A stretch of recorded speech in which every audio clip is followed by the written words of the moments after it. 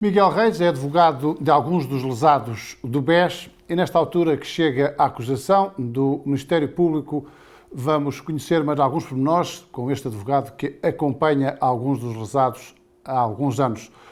Doutor, bom dia e obrigado por esta conversa. Para quem nos ouvir perceber de que é que estamos a falar, há vários lesados do BES neste processo. Quais são os seus ou quais são aqueles que representa? Olha, eu represento todas as pessoas que me contrataram para os representar. Nós estamos nisto desde o princípio. A resolução do BES é aquilo que qualificámos desde a primeira hora como um ato administrativo de efeito equivalente a um assalto. É um assalto de uma gravidade maior do que foi o do comboio Correio. Agora a questão que se coloca é de saber quem é que fez o assalto e isso nós ainda não sabemos. Sabemos que há uma mãozinha do Banco Central Europeu, ninguém consegue discernir qual é a justificação dessa mãozinha nem quem está por trás. Sabemos que depois há a grande mão do Banco de Portugal, que é, do nosso ponto de vista, o principal responsável pelos prejuízos causados aos nossos clientes, porque se o Banco de Portugal tivesse tivesse cumprido a sua obrigação de supervisão, tinha há tempo dito não invistam em papéis do Banco Espírito Santo ou do Grupo Espírito Santo. E o doutor hoje já percebeu porque é que o Banco de Portugal nessa altura não fez esse aviso? O doutor hoje já percebeu porque é que eles naquela altura não fizeram esse aviso que deviam ter feito?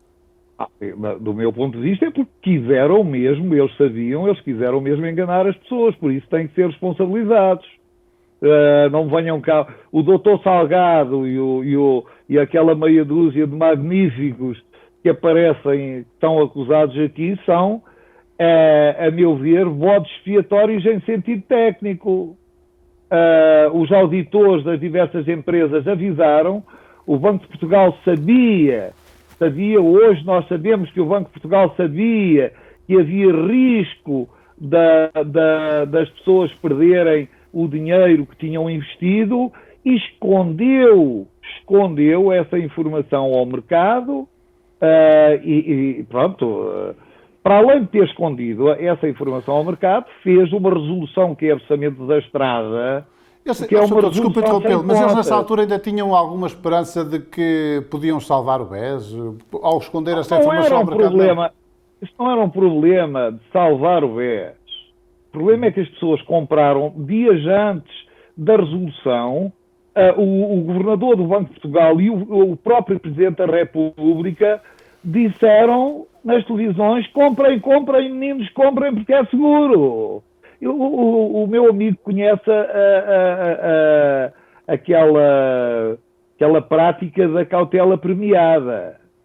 Eu, quando era jornalista do Jornal de Notícias, todos os dias iam pessoas ao Tribunal de Polícia porque tentavam vender cautelas premiadas na estação de Campanhã. Olha, esta cautela tem 5 contos, mas eu estou aflito, preciso ir para Lisboa.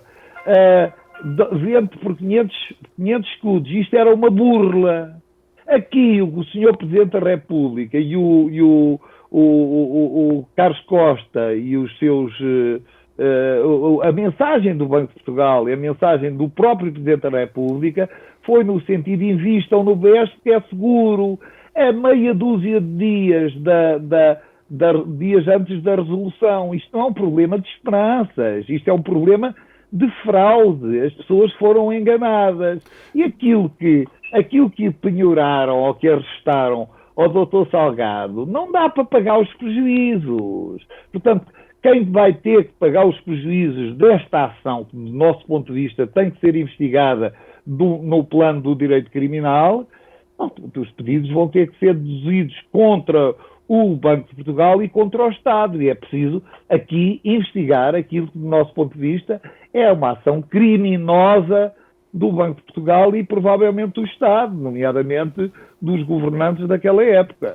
Doutor, aquela questão primeira que eu lhe coloquei, que quem eram os lesados que o doutor representava, obviamente que o doutor respondeu que é quem o procura, mas esta questão tem a ver porque há aqui um grupo de lesados que já recebeu parte do Estado português, não é? Parte de algum dinheiro que tinham investido. Não, isso é uma grosseira mentira.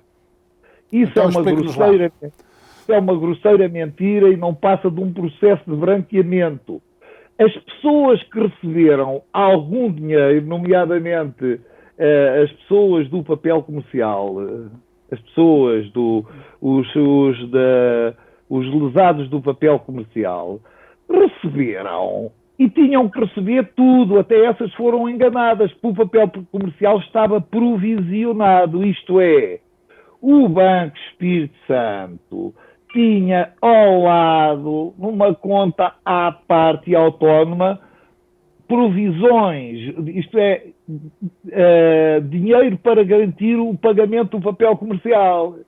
E aí o que aconteceu foi que em vez de estar no Banco Espírito Santo e pagarem integralmente às pessoas os seus investimentos pelo valor das provisões, de acordo com o que tinha sido sugerido pela Comissão de Mercado de Valores Mobiliários, passaram isso para o Banco de Transição, para o novo banco, e o novo banco, em vez de pagar a totalidade, forçou as pessoas que estão numa situação de uma enorme debilidade, e eu disse, olha, isto não é sério, mas vocês, mais vale um pássaro na mão que dois a voar, forçou as pessoas a aceitar acordos com uma brutal redução de valores. E eu entendo que neste momento, em sede de processo criminal, essas pessoas têm o direito de exigir não só a diferença para o ressarcimento completo, como uma indemnização por danos morais, por danos não patrimoniais causada por este comportamento. Porque há aqui um comportamento de pressão, não é? Não, é um comportamento fraudulento. Nós temos um outro grupo, que é o grupo dos imigrantes, que tem uma série de produtos financeiros que são ações preferenciais sem voto de companhias que foram vendidas aos balcões dos diversos bancos, entre os quais do Espírito Santo. São ações preferenciais sem voto de companhias que continuam a existir na ilha de Guernsey. Isto é um bocadinho difícil de entender, eu vou tentar explicar. Portanto, há companhias de offshore na ilha de Guernsey, nomeadamente essa Poupança Plus.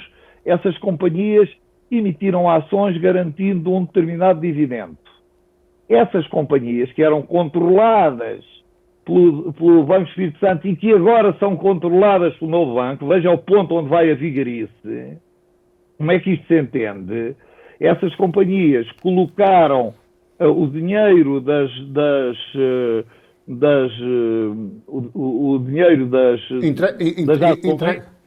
ações, colocaram o dinheiro em obrigações do BES, que parece, isso não consegui obter o completo esclarecimento, que parece que também estavam provisionadas, isto é, garantidas por provisões. E por artes mágicas, em vez de pagarem às pessoas o montante provisionado e em sede de relação com o BES, agarraram nesse dinheiro e trocaram as obrigações do BES por obrigações do novo banco e, de certo modo, coagiram as pessoas a aceitar acordos de via reduzida. Quando as pessoas nem têm a noção, as pessoas primeiro foram enganadas, convencidas que tinham feito depósitos a prazo. E agora, num segundo momento, foram enganadas fazendo acordos que não tomam em consideração essa sua qualidade de acionistas das tais empresas do canal cujos valores mobiliários estavam garantidos. O doutor diz que está muito surpreendido pela acusação do Ministério Público não incluir, por exemplo, o Governador nem o antigo Presidente da República. Por que essa surpresa?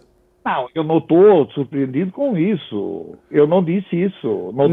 Mas se não está surpreendido, acha que a acusação também... Eles também deviam constar da acusação, não é? O que eu acho é que a acusação, que é processamento meritório, são mais de 4.000 páginas... Ou melhor, na Justiça já nada o surpreende, não é? a acusação tem uma estratégia. E a estratégia é, pelo andar da carruagem, a gente vê quem é que vai lá dentro. E, portanto, a acusação, até num certo sentido, protege o interesse do Estado e da... Agora, o Estado não pode ser, do meu ponto de vista, uma associação de malfeitores. Estes meia dúzia de magníficos, estes votos expiatórios, como acontece sempre com os votos expiatórios, eles vão morrer. E quando morrerem, extingue-se a ação penal, extingue-se a responsabilidade criminal e o Tribunal vai ter que devolver às respectivas famílias, se não houver responsabilidade criminal, os bens que lhes foram apreendidos. Portanto, a única maneira que, do meu ponto de vista, os lesados do BES têm de vir a ser ressarcidos é envolver nisto e investigar-se qual é a responsabilidade dos titulares dos cargos públicos e políticos e chamar em sede de pedido cível chamar à ação, no quadro dos pedidos cíveis, o Banco de Portugal e o Estado. Eu acho que se justifica, neste momento, pedir o arresto do ouro do Banco de Portugal, que é capaz de ser suficiente para pagar os prejuízos causados aos lesados do BES. Por isso é que o Soutor diz que esta é a última oportunidade dos lesados do BES de poderem acionar, avançar com o processo e poderem vir a receber alguma coisa, não é?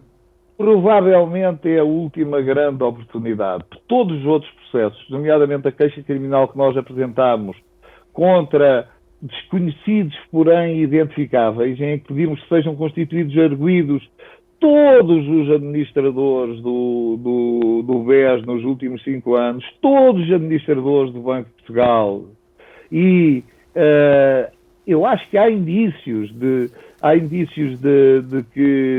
práticas criminosas, nomeadamente no plano da administração danosa, dos membros do governo. É preciso, daquela altura, é preciso clarificar qual é o papel do ex-Presidente da República, duas uma, ou o Presidente da República não sabia mesmo nada, ou ele enganou, e em termos que preenchem tipos legais de crime, enganou os investidores, quando veio dizer invistam porque é absolutamente seguro. Portanto, acho que isso deve ser investigado e que devem retirar-se daí as consequências. No que toca, quando eu digo provavelmente é a última oportunidade, é porque há uma série de outras queixas criminais que literalmente, entre as quais essa que eu referi, que foram literalmente abafadas, e porque, de um outro lado, o conjunto de ações que foram desenvolvidas em 2014 também foram, digamos, abafados, estão parados nos tribunais. A atitude a tomar depois deste trabalho é de propor ações contra o Estado português por denegação de justiça, porque a resolução deste banco e depois do Banif são negócios escuros que não se conseguem fazer apreciar na justiça, inclusive a liquidação do banco, porque atualmente todos os processos têm que correr por via digital e no que respeita à liquidação do BES não está nada, tudo é escondido aos advogados, não está nada acessível no processo que devia ser digital. Soutor, eu estou a ouvi-lo e isto é uma grande escuridão, não é? Não, isto é um negócio escuro. Isto é, em sentido técnico, um negócio escuro. Eu, na altura, qualifiquei a resolução do BES como um ato administrativo de efeito equivalente a um assalto. É um assalto muito maior que foi o do comboio correio. E o drama é que, vamos lá ver, a gente tem uma tradição de deixar as coisas ficarem águas de bacalhau. E tudo está preparado para isso. É para aí que caminhamos? Sim. Eu não tenho nenhuma crítica a fazer ao Ministério Público. O Ministério Público é, antes de tudo, o defensor dos interesses do Estado. E o Estado, é óbvio que neste plano nós estamos em partes opostas. Os assistentes são colaboradores do Ministério Público, mas estamos em polos opostos. O Ministério mas o Estado também não somos todos nós. Também não são, esses investidores que foram... Nós, quando pomos o dinheiro num banco, não acreditamos que o regulador funciona? Isso sim. E o regulador é Estado, não é? Ou não? Não, o Estado é uma outra coisa. Nós somos contribuintes, sim senhor. Nós somos contribuintes, somos uma espécie de acionistas do Estado, mas o Estado porta-se relativamente a nós com frequência, por isso de outro modo não haveria impugnações de atos administrativos, não como uma pessoa de bem, mas como uma pessoa de mal, como às vezes porta-se como uma associação de malfeitores, e para isso existem os tribunais e o princípio da separação de poderes. Mas nós não somos o Estado. O Estado não é um povo, mas é uma entidade na qual nós temos uma participação muito reduzida por via das eleições, quando votamos, mas depois nós não controlamos o Estado. É importante aqui... Então quem é que controla o Estado? É o tal DDT que o Sr. Doutor disse que o DDT verdadeiro é o vereador Carlos Costa e não Ricardo Salgado? O DDT desta coisa toda é o Banco de Portugal. O Banco de Portugal que tem um poder extremo no quadro da resolução bancária. Vamos lá ver. Tem poder, mas pelos vistos usa mal, não é? Eu entendo que sim, porque senão tinha dito cuidado, os auditores disseram-nos que há aqui uma série de coisas que estão mal contabilizadas. Não invistam no Banco Espírito Santo, porque é muito perigoso. Não invistam no Banco Espírito Santo. Devia ter dito com a informação que tinha, que hoje nós sabemos que tinha, não devia ter enganado as pessoas, dizendo invistam no Banco Espírito Santo. E o que aconteceu... Desculpe insistir, mas ainda não percebi porque é que o Banco de Portugal, se o doutor já percebeu, a ver se nos ajuda também a entender, porque é que o Banco de Portugal, que devia ser uma pessoa de bem, se tinha essa informação, porque é que não a partilhou com os pequenos aforradores, que ao fim e ao cabo é disso que estamos a falar, por exemplo? Com os pequenos, sobretudo com os pequenos mas também com os grandes, porque aqui não há privilégios. O único privilégio, há aqui uma coisa que é horrível, é que nós neste momento nem sequer sabemos qual é a postura que foi adotada relativamente aos grandes investidores, porque esses comem pela calada. Portugal é subscritor de um número muito elevado de tratados para proteção de investimento estrangeiro, nos termos do qual se obriga a, se não cumprir os seus deveres, pagar indemnizações. Essas indemnizações para proteção de investimento estrangeiro são pagas normalmente no quadro de processos secretos que correm ao abrigo de uma convenção para a proteção de investimento estrangeiro, que é a Convenção de Washington. Eu estou convencido que houve... Portanto, essa gente já toda recebeu. O seu graveto pela calada.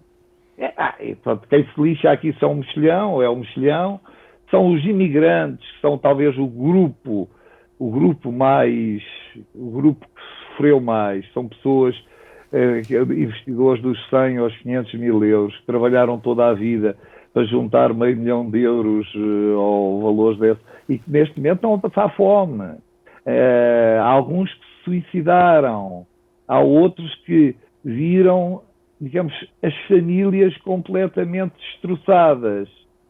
E isto com a maior crueldade. E isso foi o que o Banco de Portugal, e sobretudo a grande imagem, aquela com que eu sonho quase todos os dias como um fantasma, não é da bandeira portuguesa que todos nós amamos, mas é do outro símbolo da República, que foi o professor Cavaco Silva a dizer: invistam, que é bom, isto tem um sabor. Eu às vezes, em vez do professor Cavaco Silva, aparece o Conde Drácula a dizer o mesmo. Isto eu acho que é uma coisa horrorosa. E que o Estado tem que pagar. O Estado agora, na tal vertente todos nós que somos contribuintes, tem que fazer um esforço por ser uma pessoa de bem e pagar as consequências desta barbaridade, porque é uma barbaridade. Doutor, deixe-me só reforçar aqui a ideia que ainda não, para mim não é clara e também para quem nos ouve, e o doutor tem um profundo conhecimento do processo. Está convencido hoje que Cavaco Silva foi enganado ou deixou-se enganar ou quis enganar-nos? Eu não posso sobre isso dar nem uma opinião, porque não é um problema de opinião, é um problema de matéria de facto. O que eu tenho a certeza é que ele nos enganou. Agora, que ele tinha, custa-me a crer, tenho dificuldade, que ele, que ainda por cima é um economista, não soubesse. Tenho muita dificuldade em entender isso, por isso é que eu entendo que isso tem que ser investigado. Agora, não vou dizer que o professor Cavaco Silva, eu sei que o professor Cavaco Silva causou um enormíssimo prejuízo com essa mensagem, um enormíssimo dano. É suposto que o Presidente da República, quando o Presidente da República diz invistam em papel do Banco Espírito Santo, é suposto que ele sabia. Eu não acredito que ele o tenha feito por ter recebido dinheiro do Banco Espírito Santo, como agora se veio a saber no quadro da investigação. Isso eu não acredito que seja por isso. Agora, também não acredito que ele dissesse, por isso é que entendo que isso deve ser investigado, não acredito que ele tenha dito invistam no BES porque é seguro, sem ter a certeza de que era seguro e sem ter adotado as providências necessárias para apurar isso. Doutor, porquê é que diz que os clientes do BES neste processo foram tratados abaixo de cão? Porque nem aos cães se tira tudo. Os cães hoje, ainda vimos agora assistimos num dia destes a um canicídio. E nós vimos toda a sociedade civil levantar-se para defender os direitos dos animais. Houve momentos em que tivemos algumas pessoas a defender na rua os direitos dos lesados do BES, mas esses momentos foram muito reduzidos. Quem protestou foram os lesados do BES durante um determinado período. Esses protestos agora quase que desapareceram, não é? Protestos praticamente, eles nunca tiveram a solidariedade de ninguém. Eles nunca tiveram. Os lesados do BES que vieram para a rua, hoje estão há gente, uns morreram, outros... Passaram 6 anos. E para resistir é preciso uma grande resistência, não é? Justiça, porque não se faz isto. Não se faz isto. A justiça está a portar-se muito mal com esta gente. A justiça está a portar-se muito mal. Quando os processos não andam, quando não se faz justiça. Não há justiça. Doutor, vamos aqui só tentar fazer um bocadinho de luz sobre o futuro. Nós já sabemos que a justiça em Portugal é devagar, devagarinho, mais devagar um bocadinho. Qual é a sua esperança, na melhor das hipóteses, que isto tenha alguma resolução ou alguma solução? Para os lesados, obviamente. A ver, eu até já acreditei na Senhora de Fátima, em milagres. Tenho algumas clientes, num dia destes houve uma cliente que disse: ai doutor, eu não continuo nos processos judiciais. Eu rezo muito a Nossa Senhora e eu acredito que num dia destes Nossa Senhora nos cobrirá a todos com o seu manto e influenciará os dirigentes políticos no sentido deles indemnizarem pelo menos os pequenos investidores. Portanto, isto não passa pela justiça, mas sim por uma decisão política, é isso? Pode passar por uma decisão política, mas eu não acredito que seja agora ou tão depressa. Aliás, eu acredito que o novo governador do Banco de Portugal vai continuar o processo de branqueamento que o Banco de Portugal tem tido relativamente a isto. Eu acredito que a Justiça vai intervir daqui a 2 ou 3 gerações, e especialmente quando for o momento de isto ser sujeito a tribunais internacionais, nomeadamente ao Tribunal Europeu dos Direitos Humanos, porque em razão da denegação de justiça. Isto vai acabar num dia destes, só que há regras, quer dizer, nós não podemos recorrer, nomeadamente ao Tribunal de Justiça, ou ir para o Tribunal de Justiça antes de esgotarmos as vias dos tribunais portugueses. Neste momento, a impugnação do ato administrativo da resolução bancária ainda não foi sequer julgada em primeira instância. Portanto, portanto, aqui só na justiça portuguesa temos para aí mais de uma década, não é? Eu costumo dizer aos clientes, aliás, tem havido entre os advogados uma controvérsia sobre isto. Eu já sou muito velho, tenho 200 anos de trabalho, agora nem tanto por razões de saúde, mas sempre trabalhei 15, 16 horas por dia, por isso eu digo, tenho 200 anos. Isto é um processo político. Isto é um bocado como foi, por exemplo, o processo da reforma agrária. Ainda hoje se estão a fazer devoluções de herdades que foram nacionalizadas em 1975, passaram 45 anos. E eu acredito que este processo, e digo isto desde a primeira hora, este processo é um processo que vai ser resolvido 2 gerações a seguir à minha. Portanto, é preciso manter quando também os responsáveis políticos mais diretos já cá não estiverem também, não é? Não, os responsáveis vai morrer tudo absolvido, porque a morte tem essa enorme virtude de extinguir a responsabilidade criminal. A morte é uma coisa muito boa para os criminosos, porque eles deixam de ser criminosos. Há o princípio da presunção de inocência, uma pessoa só é criminosa depois de haver uma sentença transitada em julgado. Portanto, mesmo essa minha teorização de que há outros responsáveis a existir a organização criminosa, a associação criminosa, devem ser incluídos os outros responsáveis, ela é muito mais ampla. Mesmo nesse plano, eu não acredito que alguma vez as pessoas que eu acho que devem ser responsabilizadas sejam julgadas. Elas vão morrer antes, isso eu não tenho dúvidas. Mas vão sobreviver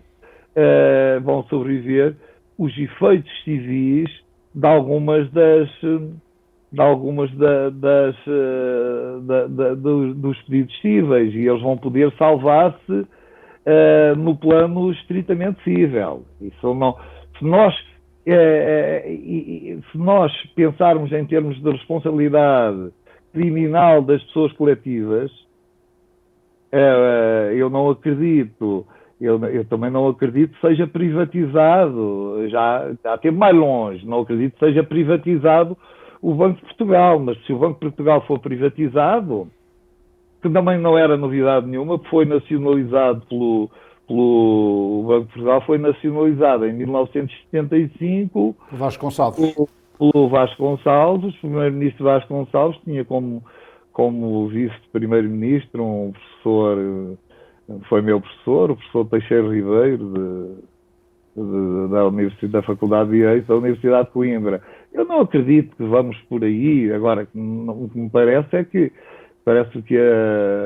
o questionamento da responsabilidade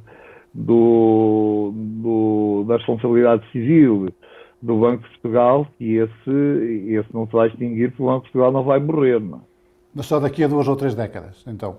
2 ou 3 gerações, perdão. 2 ou 3 gerações, pois, isto não é para resolver na minha geração, claramente.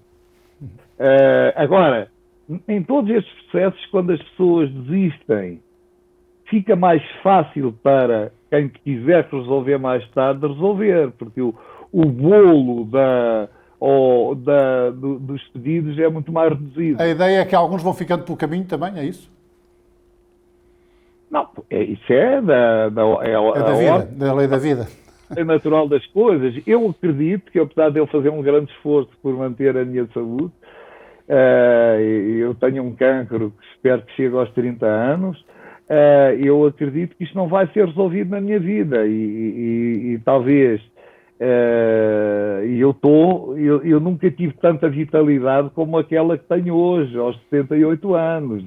Isto é entusiasmante e catalisador, porque é uma luta desigual, mas extremamente interessante. Mas a ordem natural das coisas conduz E depois há aqui muitas coisas que são mesmo escuras. Porque é que há processos que andam e outros processos que não andam? A justiça têm sido muito questionadas as distribuições. Hoje é questionado o Ticão. Doutor, isso seria um tema para outra conversa e teríamos aqui mais matéria para mais meia hora de conversa. Mas sobre esta questão do BES, para terminarmos, quais são os próximos passos?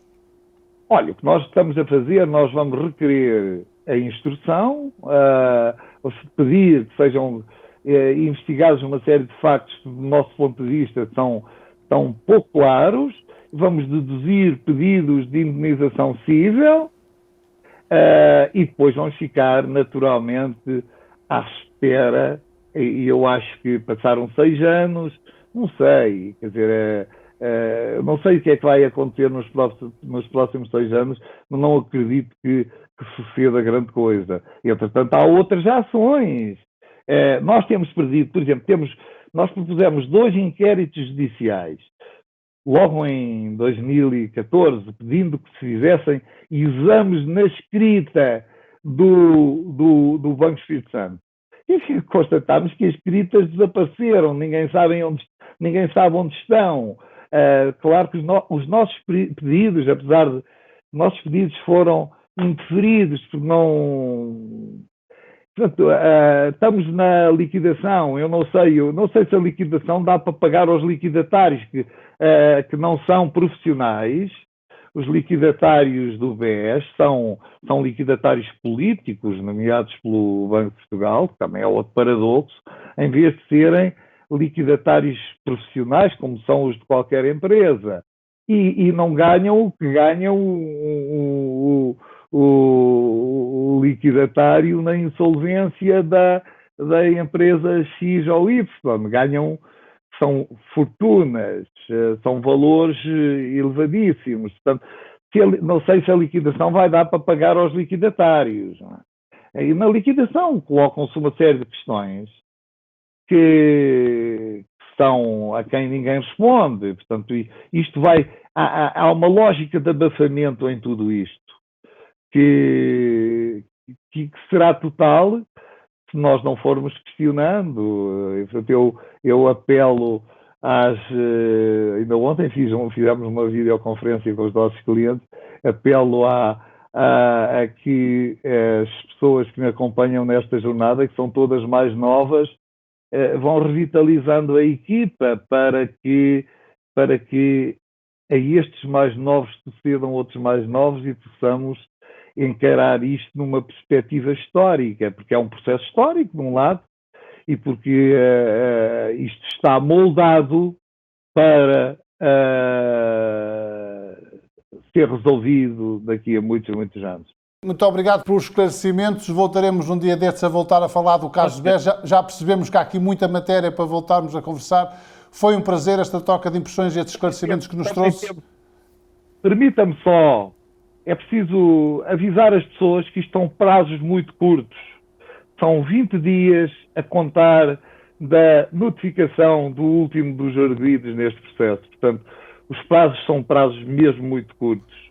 Nós não queremos que as pessoas invadam o nosso escritório, mas procurem os seus advogados, porque provavelmente esta é a última grande oportunidade que têm para a defesa dos seus direitos. Muito obrigado. Doutor, uma vez mais, muito obrigado. Muito obrigado. Miguel Reis, um dos advogados de alguns dos lesados do BES, aqui a esclarecer-nos algum destes pormenores, que é um processo jurídico complexo e que se vai arrastar durante os próximos anos na Justiça.